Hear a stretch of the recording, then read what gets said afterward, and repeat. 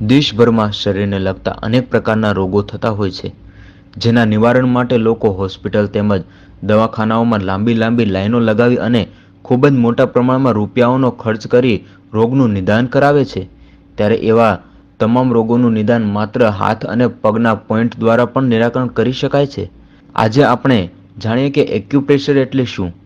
Acupressure એ કેવું નિદાન છે જે કોઈ ઓપરેશન તેમજ દવા વિના લોકોને સારવાર માટેનું ખૂબ જ સારી એવી અને પ્રાચીન પદ્ધતિ છે, જે માત્ર હાથ અને પગના અમુક ભાગોને પ્રેશર આપવાથી શરીરના નાના મોટા રોગોનું ખૂબ જ ટૂંક જ સમયમાં સારવાર મળતી હોય છે અને ખૂબ જ સારું એવું રિઝલ્ટ તમને જોવા મળે છે. હસમુખભાઈ વઘાસિયા એક્યુપ્રેશરનું કામ કરીએ છીએ.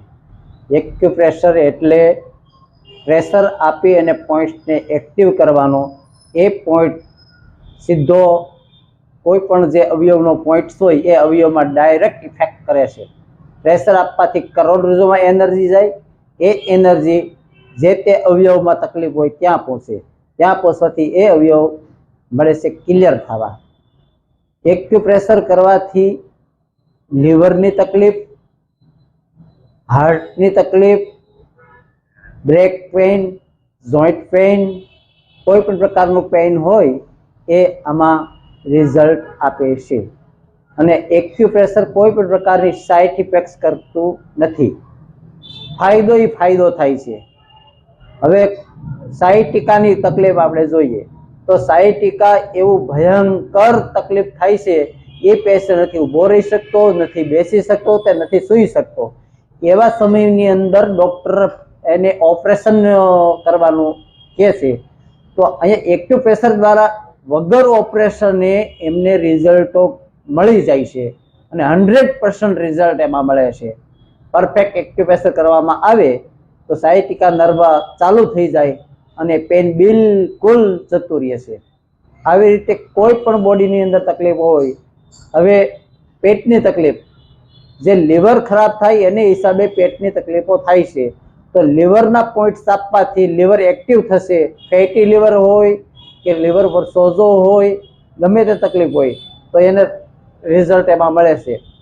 પછી આંતરની અંદર સોજો હોય છે, પેટના દુખાવા, ડોક્ટર એમ કે આંતરમાં સોજો રહે છે, તો એ સોજો પણ તમે લિમ્ફ ગ્લેન્ડને પ્રેશર આપો અને આંતરના પોઈન્ટ્સ આપો એટલે એમાં પણ સોજો ઉતરી જાય છે અને પેટનો દુખાવો એને બિલકુલ મટી જાય છે. આવા કોઈ પણ તકલીફો હોય બોડીમાં તો એમાં રિઝલ્ટ મળે. ઘણા પેશન્ટ એવું થાય છે કે માથાનો સતત દુખાવો રહેતો હોય છે, તો માથાના માટે ટેબ્લેટ ખાય છે.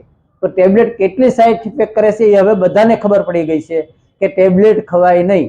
એનું જગ્યાએ એક્યુપ્રેશરના પોઈન્ટ્સ જો આપવામાં આવે તો એનાથી એને રિઝલ્ટ મળે. ગેસને કારણે એને થાય છે માથાનો દુખાવો, ગેસને કારણે થાય છે તો ગેસના કે એસિડિટીના એ પણ પોઈન્ટ આપીએ પિત્તના તો એના રિઝલ્ટ મળી શકે છે.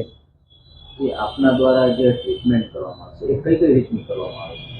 હવે એમાં અહીંયાથી ને આટલામાં આખું બોડી આવી જાય છે. સુઝોક થેરાપી પ્રમાણે આ બે પગ આવે, આ બે હાથ આવે અને આ હેડ માથું, અને અહીંયા આ બોડી, આ પેટનો ભાગ, આ પીઠનો ભાગ. એટલે આવી રીતે આમ ખાલી આવી રીતે આમ પ્રેશર આપો, પ્રેશર આપશો એટલે ત્યાં પેન થતું હશે. આ બધા મણકાઓ છે, અહીંયા પ્રેશર આપવાથી ડાયરેક્ટ મણકાઓમાં ઇફેક્ટ એની થાય અને બોડી ઉપર એની સીધી અસર થાય છે. આ સ્ટમકનો પોઈન્ટ આવે. ગેસ વાયુ હોય તો આ જગ્યાએ તમે પ્રેશર આપો એટલે તમારો ગેસ વાયુ તરત કંટ્રોલ થશે. આવી રીતે આખા બોડીની હાથની અંદર આખા બોડીના પોઈન્ટ્સ આપેલા છે. શરદીનો ભાગ હોય તો અહીંયા આ પ્રેશર આપો આ બંને આંગળીમાં તો તમારી શરદી ક્લિયર થશે. માથાનો દુખાવો હોય તો આ જગ્યાએ આવી રીતે પ્રેશર આપો અથવા આ ટ્વિસ્ટ કરો. ટ્વિસ્ટ કરવાથી પણ એને તકલીફ દૂર થઈ છે. પછી આયુર્વેદિકમાં 5 તત્વ છે તો એક્યુપ્રેશરની અંદર 10 તત્વ આવેલા છે, 5 ભૌતિક અને 5 પરાભૌતિક. આકાશ, વાયુ, અગ્નિ, જલ, પૃથ્વી, કાલ, દિશા, પ્રકાશ અને તમ. આ પ્રમાણે 10 તત્વની અંદર 10 આંગળીમાંથી ખાલી ટ્વિસ્ટ કરવાથી 10 તત્વો એમાં ક્લિયર થાય છે. કોઈને મનની તકલીફ હોય તો મનની તકલીફ ખાલી માત્ર જમણા હાથની અંદર આંગળીને ખાલી આ ટ્વિસ્ટ કરવાથી, હાથની અને પગની બંને આ વચ્ચેની આંગળીમાં ખાલી ટ્વિસ્ટ કરવાથી એને મનની તકલીફો દૂર થઈ શકે છે. માનસિક રોગ જે કે એ, અને માનસિક રોગને કારણે ઘણી તકલીફો એમને આગળ જતી રહેશે. આળસ એ પણ એક માનસિક રોગ જ છે. આળસુ માણસ હોય તો એને ખાલી આટલું જ કરવાથી એને બધું દૂર થઈ જશે. એક્યુપ્રેશરની અંદર આવા રિઝલ્ટો મળેલા છે. જી, આપણે હમણાં જે વાત કરવામાં ખાવા પીવાથી ઘણા બધા પ્રોબ્લેમ થાય છે, તો ઘણા બધા એવા પેશન્ટો આવતા હોય છે કે ક્યાંક ને ક્યાંક એવું લાગે છે કે એમને અવારનવાર આવા પેશન્ટ આપણે પાસે આવતા હોય છે. એવી રીતે કઈ એવી બીમારી છે જેનું આપણા દ્વારા એકદમ નિરાકરણ વહેલી તકે મળી જતું? હવે તો જો પેલા તો એસિડિટી માટે લોકો બહારનું ફાસ્ટ ફૂડ ખાય છે, એની હિસાબે 100% એસિડિટી થશે. એ પણ હવે બધાને કોરોના ગયા ત્યાર પછી ખ્યાલ આવી ગયો છે. કોરોના સમયે કોઈને કાંઈ તકલીફ નહોતો, તાવ આવતો નહોતો, ઉધરસ નહોતું, કઈ ઝાડા ઉલટી કઈ નહોતું થતું. પહેલા તો બહારનું ખાવાનું બંધ કરો, અને અત્યારના જે કેમિકલ વાળા મસાલાઓ આવે છે એ મસાલા બંધ કરો, એ તકલીફ કરશે. ત્યાર પછી બધાના બોડી પ્રમાણે પોતાને જ કાળજી રાખવાની કે મને આ વસ્તુ ખાધીને આ તકલીફ થઈ અને આ વસ્તુ ખાવાથી તકલીફ નથી થતી. પોતે જ ફોલો કરે એટલે પોતાને રિઝલ્ટ મળશે. પોતાના ડોક્ટર પોતે જ બનવાનું રહેશે. હવે સવારમાં આપણે ચા અને ભાખરી ખાઈએ છીએ બધા લોકો, અત્યારે વધારે એ સિસ્ટમ થઈ ગઈ.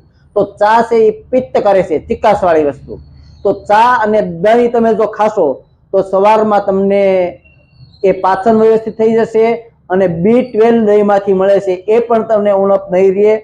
બપોરે વ્યવસ્થિત જે દાળ ભાત શાક રોટલી ખાધો હોય, પાચન થતું હોય, એને તુવેરની દાળ ખાવી, બાકી મગની દાળ ખાવાની. આવું, અને વાયુવાળી બટેકા, ભીંડો, ગુવાર, આ બધી જે વાયુવાળી વસ્તુ છે એને પણ કંટ્રોલ રાખો તો દુખાવાવાળાને એ તકલીફ ન કરશે. દુખાવાવાળાને ખાસ કરીને છાશ અને ટમેટું એ પહેલા બંધ કરવાના. એ બંધ કરશે એટલે 50% એના દુખાવા હળવા થઈ જશે.